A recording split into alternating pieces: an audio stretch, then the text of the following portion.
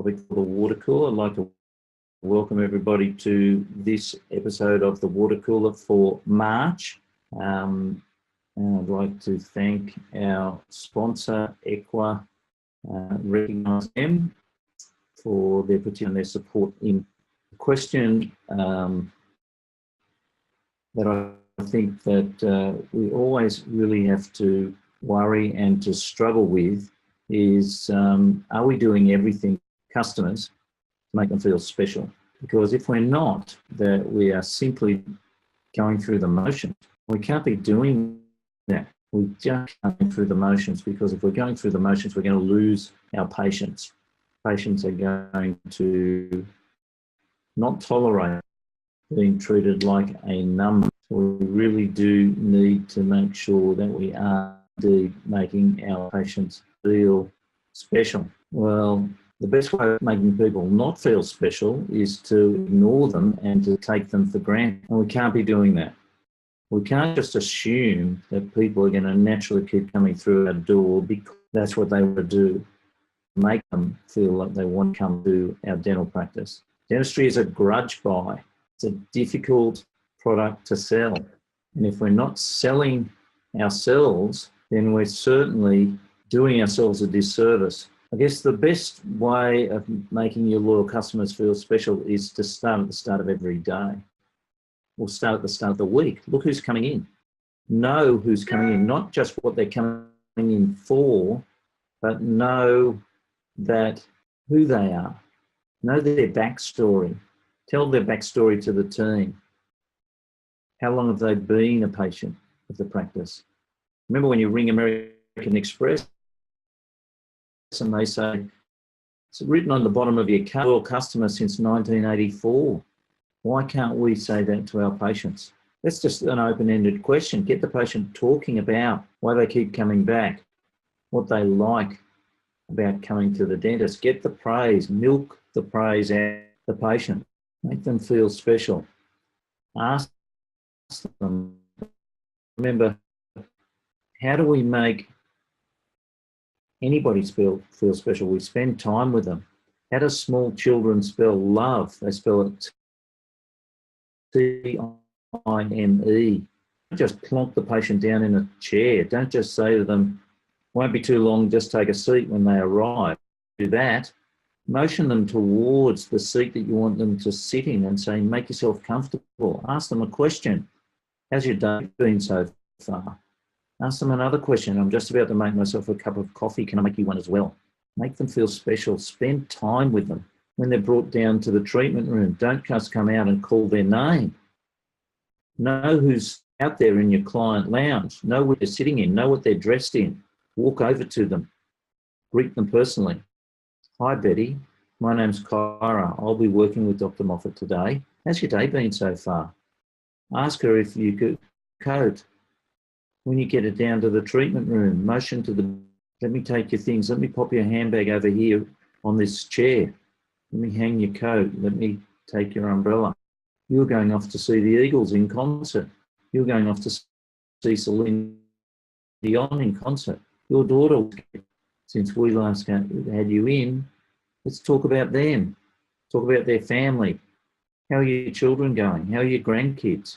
Where do they live? How often do you see them? Spend time with your patients. Make them feel special. But know who's coming in. Know their backstory. And look in advance for any above and beyond experiences that you can perform that will really wow your patients. An above and beyond experience is a random act of heroism providing legendary service to the customer. A random act of heroism. If they feel that they are the beneficiary of something to them that feels random, they'll love you.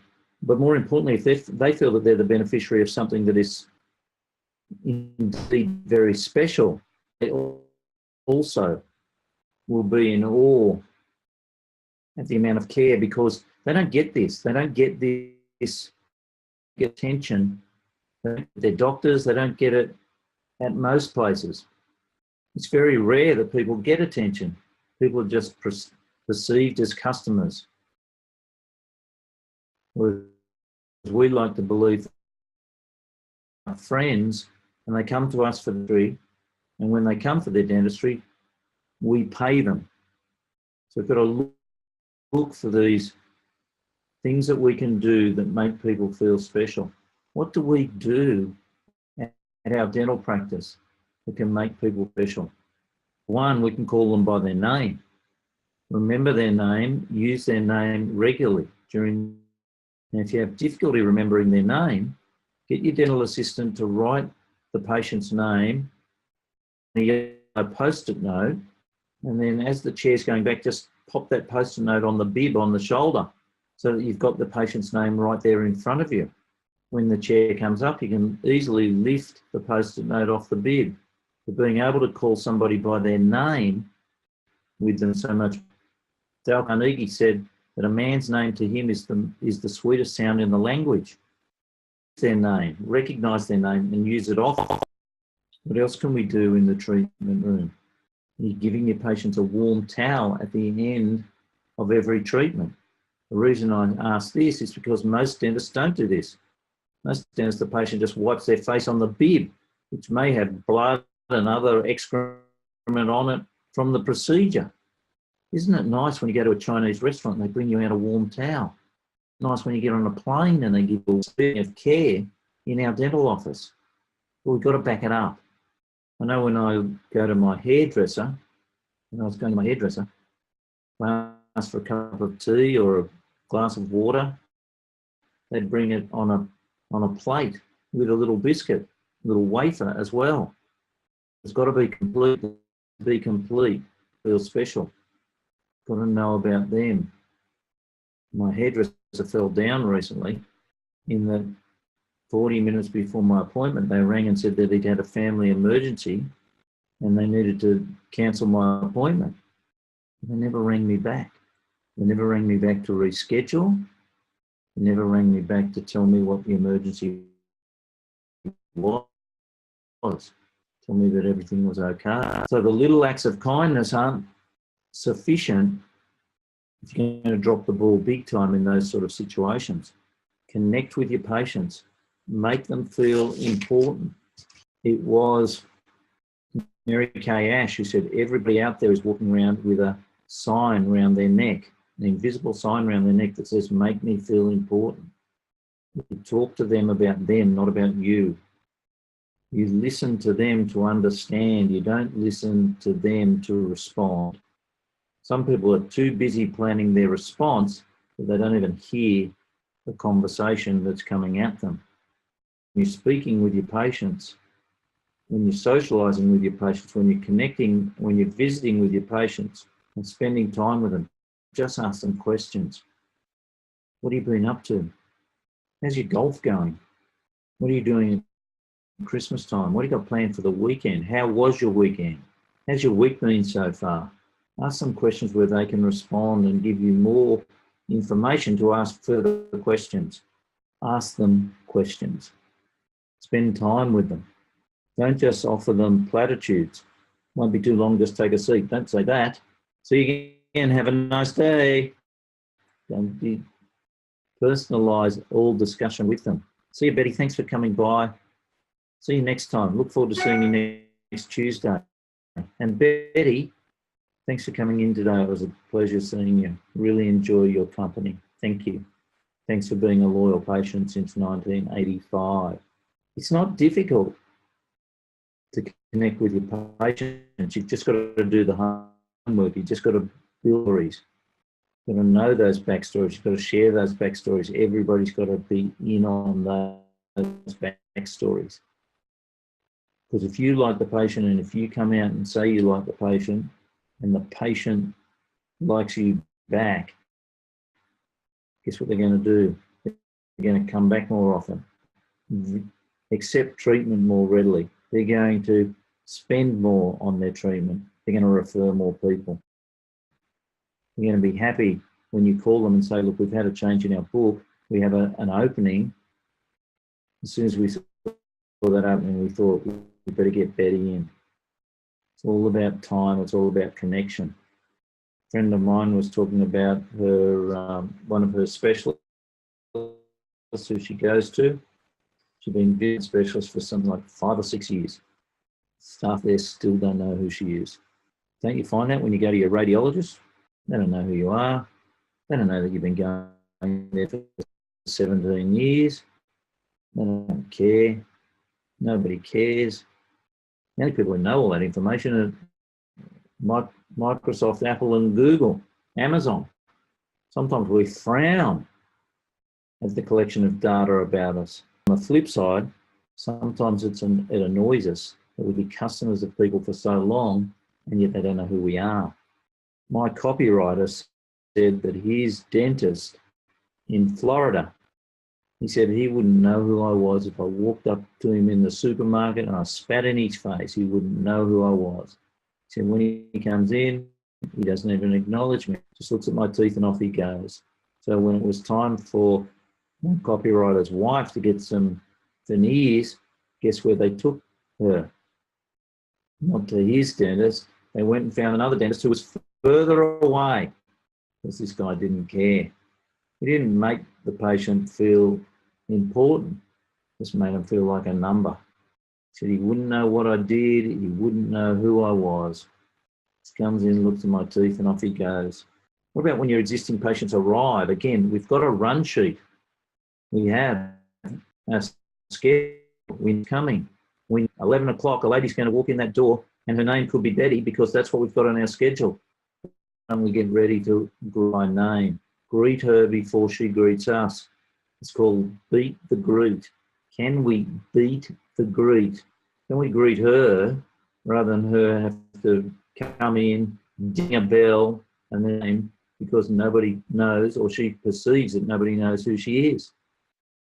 Can we beat the greet? Can we do that? Better still, can we remember how they have their coffee, how they have their tea? Another one of my hairdressers used to ask me, would you like a cup of coffee? How do you have it? I used to joke, I said, it's written on my card. They didn't have cards. They didn't keep files. One of my patients, he used to like his coffee 1.5 sugars stirred in an anti-clockwise direction. We knew it. Recognition.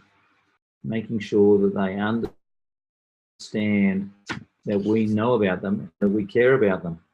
I mentioned too about not leaving patients unattended. Somebody's coming in for some work, they get brought down to the treatment room, and the dental assistant leaves them.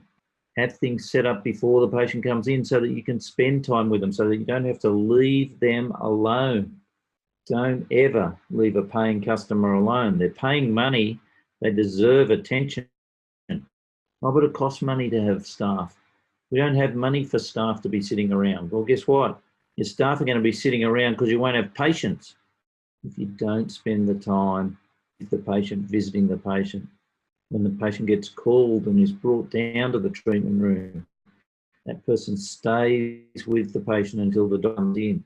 If they need something, they look out for somebody else, or they have a method of contacting somebody else who can come in and ask maybe a light or a buzzer or a beeper. But our prime concern is to never leave a patient unattended. From the back to the front, without a human being there, not electronically or digitally. Imagine that. Patient comes out and you say, look, I've just got to wait and see what comes up in the computer. Why not have a dental assistant come out and say, hi, Jane. Today for Betty, Dr. Moffet did 3 fillings. 2 of them were quite large and deep, down near the nerve, because that's where the decay was. How's Jane going to know how deep the fillings are if she's just looking on the computer and just sees 2 item numbers, 2 codes? She won't know the depth, the difficulty. She sees on the computer that the doctor, Betty's going to understand that we care. So it's all about spending time, thinking of ways of going that extra mile, going above and beyond, giving them an experience, having your standards as experiential rather than operational. and knowing that if a defect occurs, we have a service defect that we can kick into action, a service recovery plan, without having to say, look, I better check with the doctor and just see. Have a plan. If this happens, this is what we do. Very, very important to make sure that everybody knows the plan. We certainly don't make our patient feel special if we then blame to any treatment. Oh, you lost your crown.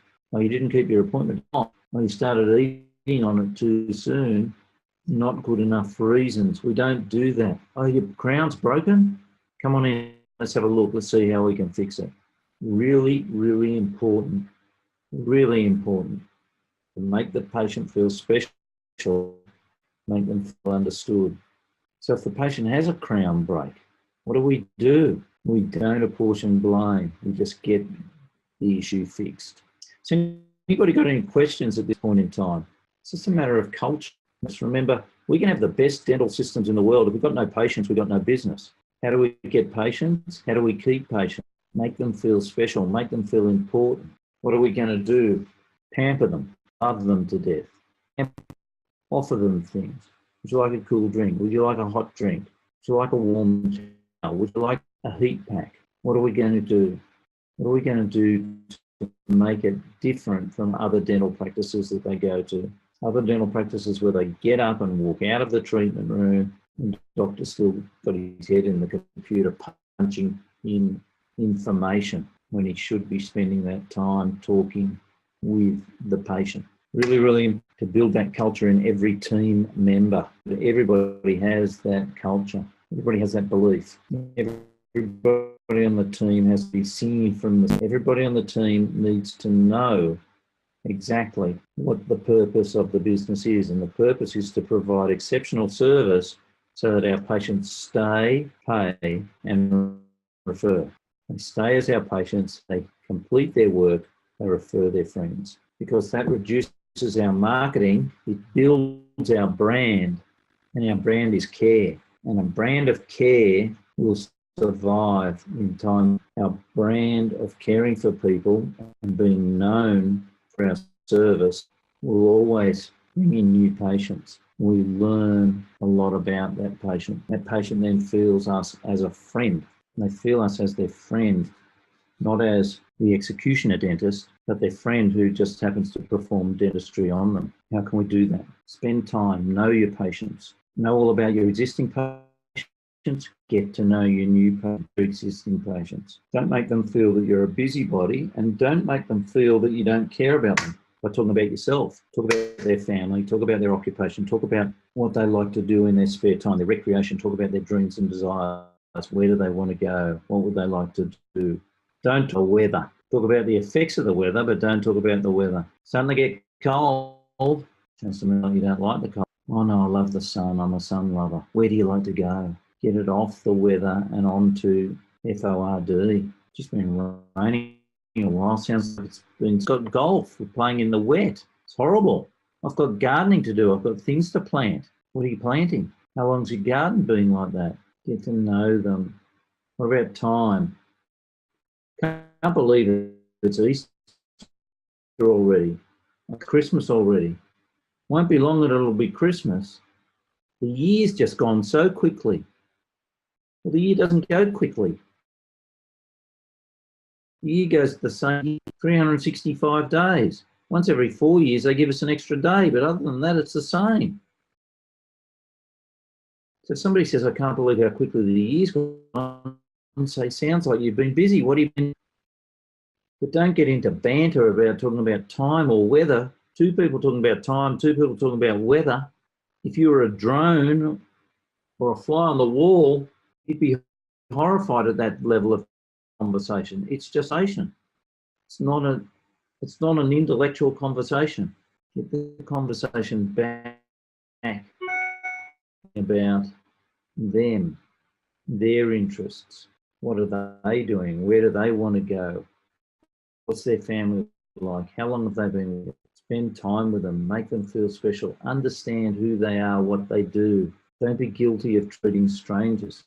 Treat them as if they are your best friend come to visit.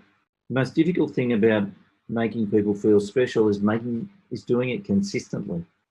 Getting your team to do it consistently. Like keeping a clean house. It's like keeping a clean car. We get into the routine of doing these things, known for your service. And your team gets known for their service. Things change. Things really, really change. Our next water cooler series for the ultimate patient experience will be on Monday, the 8th of April, 8 o'clock Eastern Time. Actually, I do have one question. You talked about getting your team to be consistent. How do you go about that? What kind of rewards, incentives? Good question, Lula. I think the obvious incentive is for the whole team is that the consistency that is applied results in a schedule and appointment books. The reason people don't make more appointments, one of the reasons they don't, like the people in the practice, it's very hard to turn down an appointment with somebody that you like. Doesn't matter the logic of needing the treatment. If they don't like you, they're going to make up an excuse. Oh, I'm not coming back. We know what it's like. We're socialising with them. And so the team's got to know that they have to raise that communication bar. There's trouble. Everybody in the team has the authority to recognise defects in the system. Now, you can't have patients sitting in rooms alone. You can't sitting out in the client lounge while two staff members are sitting on the other side of a desk having a private conversation not involving the patient. Those are the things that make people want to leave. I went to a specialist medical practice where while I was there, somebody arrived for work on a later shift, came in, and the first thing they did was for everybody in the room, in the practice, where they had to go out to get the coffee. And while they were doing that, somebody in the practice forgot I was waiting for my appointment. And so my appointment was forgotten about. I went up, I said, excuse me, I think my appointment was at such and such a time, because they were too busy worried about their coffees. So you've got to remove the distractions and get the focus back onto people. That's what we're paid. We're not paid to go and get coffee. If that's our driver when we go to work, I need coffee to get through the day, job. We've got to make sure that we're there for the people. Find out who's coming in, find out their story. My best patient had 3 jobs while I treated him. He was a postman, he was a storeman, he was a garbage man. My most loyal patient. After I left my practice in 2014, the end of 2014, I think it was in 2006, I saw his name on a group, a historical group on Facebook, and I requested him to be my message. He said, I feel so honoured that you would want to be my friend now that I'm not your patient. And I said, but of course, we loved you coming in. I said, you're our favourite patient. In backstory, but whenever his name appeared in the schedule and we saw his name in the schedule at our morning huddle, we'd say, this would be my instruction. Russell's coming in today. Whatever, we've got to find out what it is, what keeps him coming back. He doesn't suit our demographic, but he keeps coming back. Whatever we're doing for him, now what we're doing, that's what we've got to do for everybody. Our driver was that we have to make everybody feel as special as we're making Russ feel, and we've got to make everybody special than the time they were in the day before. And so the incentive is that we just want to, that we're not coasting, we're not thinking hump day Wednesday and thank God it's Friday. Why should the last patient on Friday have everybody thinking thank God it's Friday compared to the patient who's coming in on Tuesday? I certainly, Friday, I'd want them to think, oh, I'm so glad David's come in to see me today. I'm going to look after him. And that's the reason why we have to hire the right people. It's the 80-20 rule. 20% of the people who are out there are the right people to come and work for us. 20% of the population are the right people that we want to treat. We don't have to be everything to everybody. Turn some employees into great employees, but we can find the great employees who want to do this, just like we can find the top 20 who value good dentistry and good service. And you can do that anywhere. You know, I did it in a working class part of Sydney, but as good as I was at doing it, there was people in even more difficult socioeconomic areas of Sydney with people earning less because they provided them with service. They didn't treat them like a number, a human being. They listened. They spent time with them, Time. And so you just got to find the people who are going to do that. Who are the people who know how to draw a conversation out of somebody? Because they won't remember what you did for them. They won't remember, always remember how you made them feel. That's the most important thing. Always, they're the most important person. You've been waiting all day just for them to come in. When they say to you, how's your day been? You say, I've been so looking forward to your appointment, to seeing you today. You don't say, oh, you should have seen that mouth on that person too before you. Or the tooth I had to pull out. No, I don't want to know that. I just want to know that they're the most important person for the next hour. Really, really important. I hope that answers your question, Lila. Yes, it does. It's a culture more than a system. You know, you just can't say to people what to do. You've got to sit them down and say, this is how I expect you to behave. After I left my office, you know, I because I was going to have surgery on my shoulder, between the time I left my office and the time that the shoulder surgery was happening, I worked a couple of days a week at a dental office near my home, and I couldn't believe how badly the staff treated. You know, they'd come and they'd say, your next patient's here, and I'd say, oh, bring her in. And I'd give them what I thought was a minute, you know, to seat them and just greet them, visit with them. I walk into the room and there's the patient sitting there just looking at a blank wall and no dental assistant. And I'm the only dentist working there that day. So the dental assistant didn't have anything else to do but spend time with that patient. And here's a patient going to spend, and they're basically dumped in a room and left alone. And you can't talk common sense to people who that is acceptable by customers. You can't have, while you're treating with patients, that somebody comes into your treatment room while you're treating a patient, what's your uniform size? We're ordering the uniforms today. What's your uniform size? You know, there's a time and a place. Who's paying for the time while you're paying for your time? That patient's got to feel like they're the most important person. I have clients who tell me that they have staff new staff come to work with them and they want to have a chat. The patient's mouth's down there, but the staff wants to talk to the dentist. You know, if I'm the patient, I want to make sure that my dentist's concentrating. I'd rather hear silence. I don't want him distracted thinking about what's he going to do for the weekend, talking about his kids. How was your school concert last night? I don't have people doing the purpose, understand the culture. So I hope that's been a beneficial water cooler for people. I've really enjoyed sharing philosophy. Certainly built me a very successful business by spending time with people. Much easier to keep a patient than to find one, build a rapport with a new patient. Much easier to keep an existing patient. That's it. I'll see everybody next month, Monday, the 8th of April, 8 o'clock Eastern Time, for the next episode of the Ultimate Patient Experience Water Cooler series. Again, I'd like to thank Equa Marketing for their support in this project. It's really great to have. I'm really enjoying sharing how I built a successful practice providing an ultimate patient experience. So if anybody's got any questions for me, you can always send me an email, david@theupe.com. That's david@theupe.com.